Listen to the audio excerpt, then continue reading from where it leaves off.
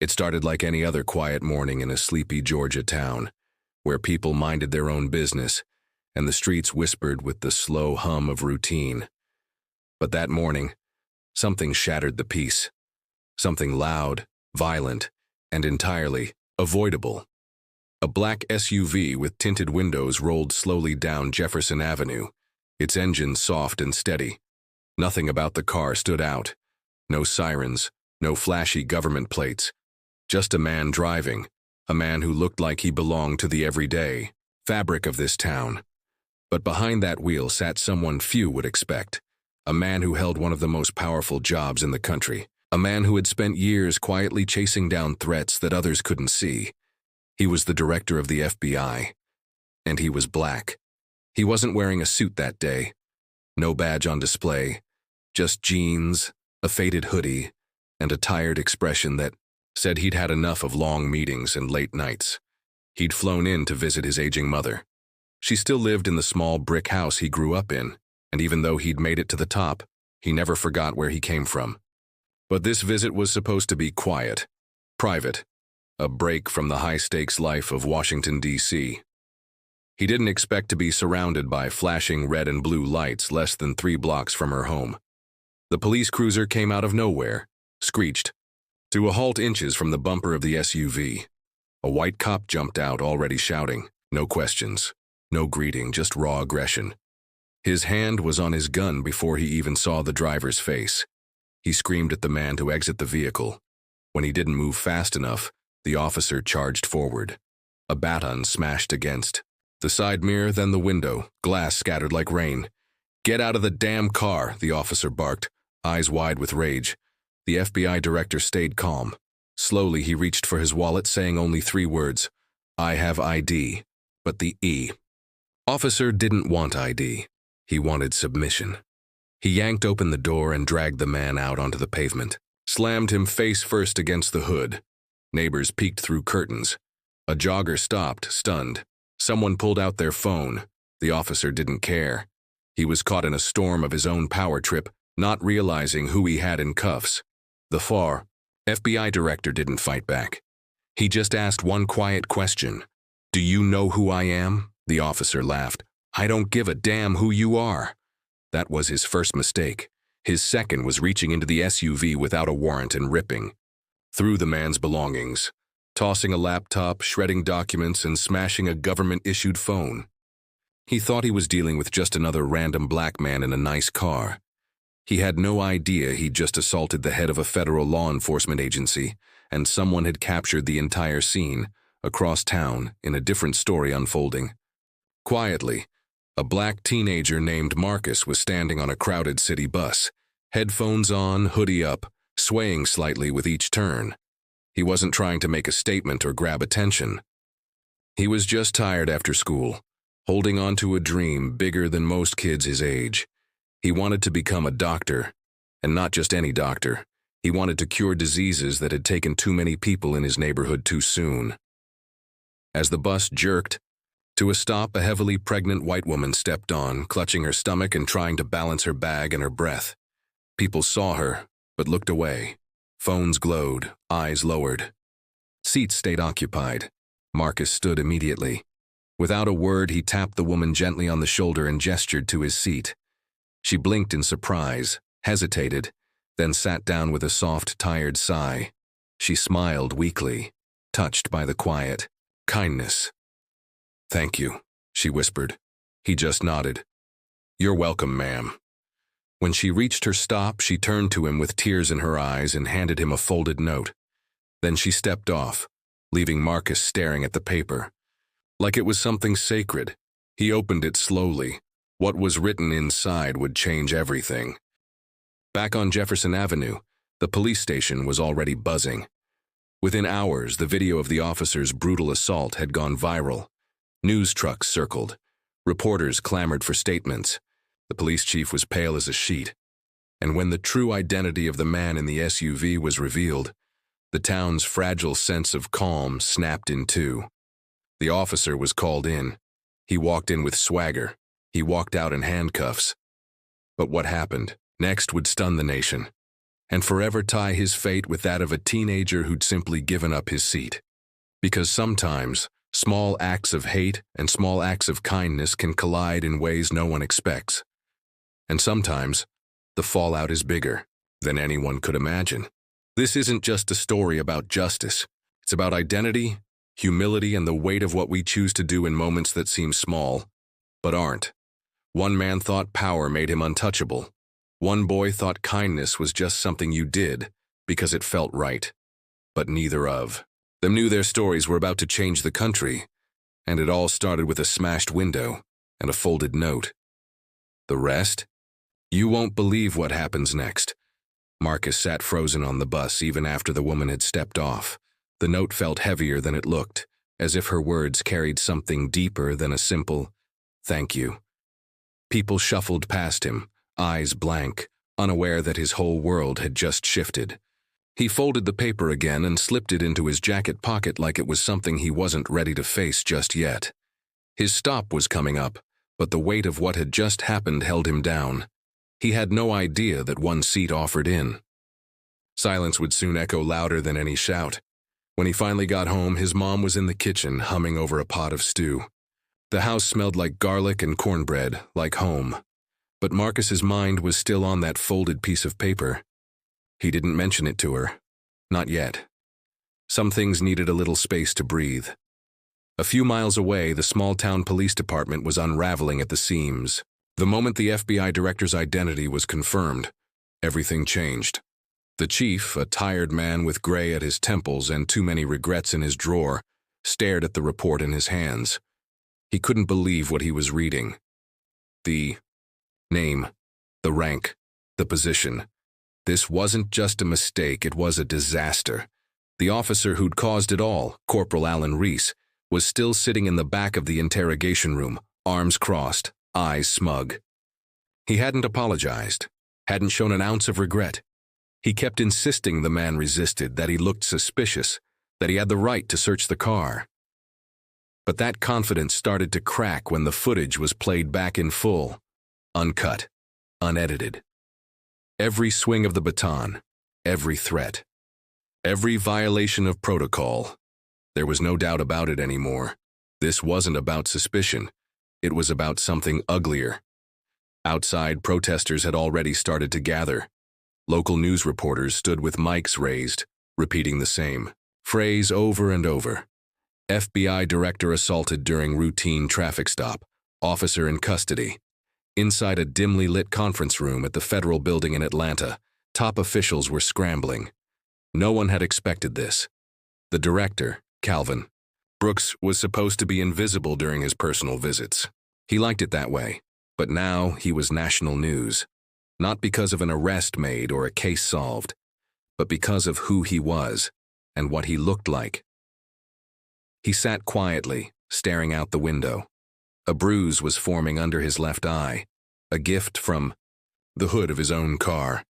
His hands still shook a little, not from pain but from anger.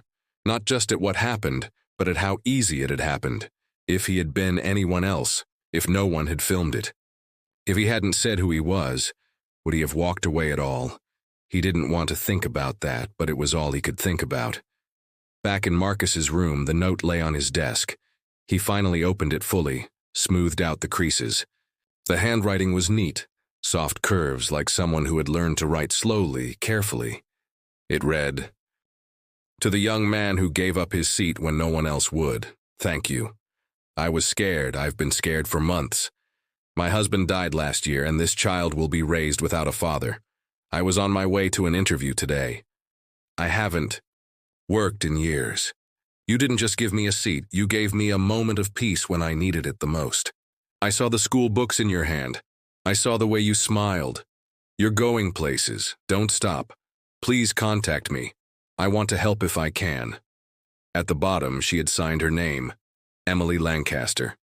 Marcus stared at it, blinking. He read it, again. Then again. The name sounded familiar, but he couldn't place it. He flipped the note over. There was a phone number written in clean ink. He wasn't sure what to do. Was it weird to call her? Was it even real? He didn't know yet that Emily Lancaster wasn't just any woman, and that her last name held power in places he'd never even been. Across the state, reporters were digging. They were connecting dots. The FBI had released a quiet statement confirming the incident, calling it deeply troubling. But behind the scenes, agents were reviewing the officer's history, and what they found made things worse. Complaints, internal warnings, 2 use-of-force investigations swept under the rug. Corporal Reese had a pattern, and now it was out in the open. Some called it bad policing.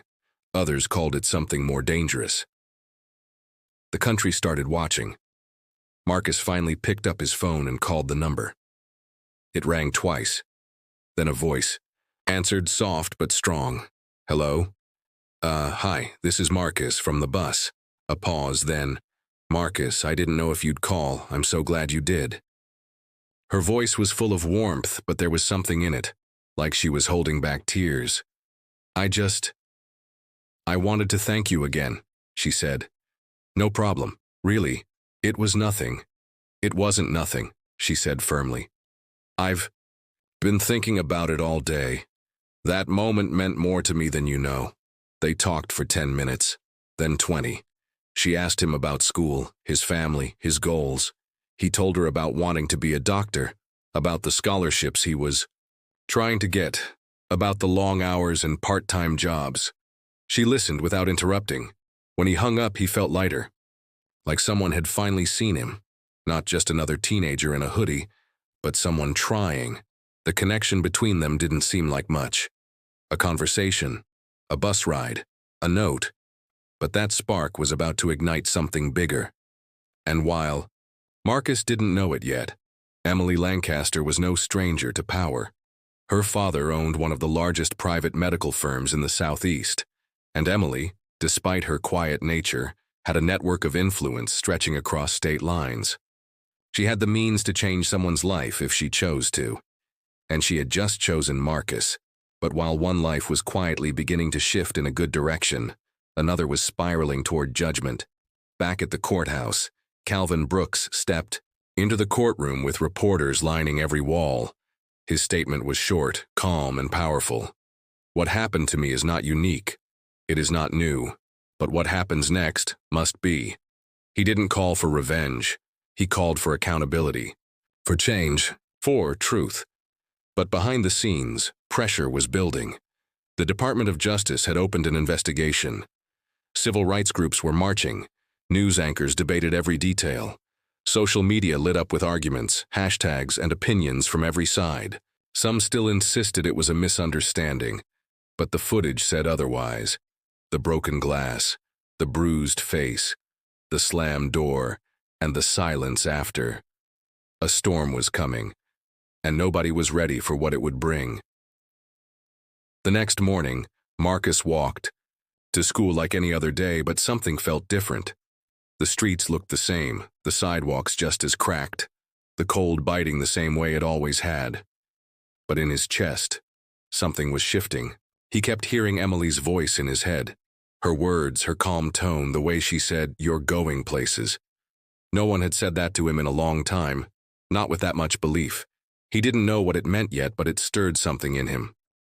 His phone buzzed during first period. A message from an unknown number. "Hey Marcus, it's Emily. I told my dad about you. He wants to meet you. No pressure, but he might have an opportunity for you." He stared at the screen. For a long moment, he didn't know how to react. Why would someone like her, with a powerful family, tell her father about him? A kid just trying to survive high school, scraping together enough lunch money, applying to scholarships he wasn't sure he'd get. He didn't text back right away. Some things needed time. While Marcus sat in that noisy classroom 200 miles away, Calvin Brooks was inside a federal courtroom, watching his story play out on a national stage. What happened to him was no longer just a local incident. It had become a lightning rod for a national conversation. But unlike most people in his position, Calvin didn't want to be the face of a movement. He just wanted the truth to be seen for what it was. The courtroom was tense. On one side sat Calvin's legal team and representatives from the FBI. On the other side sat Corporal Reese, now stripped of his badge, flanked by his defense attorney. There were murmurs in the room, people whispering about power, race, authority, and justice. Every word was being recorded, analyzed, broadcasted. But behind all the noise was a man who had spent his life serving the country, only to be humiliated. On a quiet street by someone who never stopped to ask a single question. Calvin wasn't just fighting for himself anymore.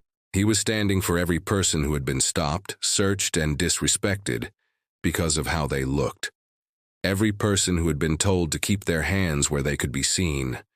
Every person who had been told they didn't belong on the sidewalk, in the boardroom, or behind the wheel of a car. Still, he refused to let anger consume him. But it burned beneath the surface. Outside, the protests grew larger. People carried signs. Justice for all. End racial profiling. We see you. The video footage played on every news channel over and over. The baton striking glass. The officer shouting. The man on the ground. Over and over. Yet even with the evidence, there were still voices trying to twist the truth. Some pundits claimed the officer was just doing his job. Others questioned why Calvin didn't immediately identify himself, as if the burden had been on him to justify his right to exist in peace. But people were watching now.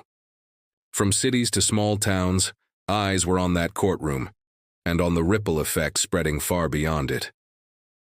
Meanwhile, in a quiet office lined with glass and expensive books, Emily Lancaster sat across from her father, Richard Lancaster. He was tall, stern, and carried the quiet presence of someone who was used to being listened to. Emily had told him about Marcus, about the moment on the bus, about the note, about the way this young stranger had stepped up without asking for anything. "I want to help him," she said softly.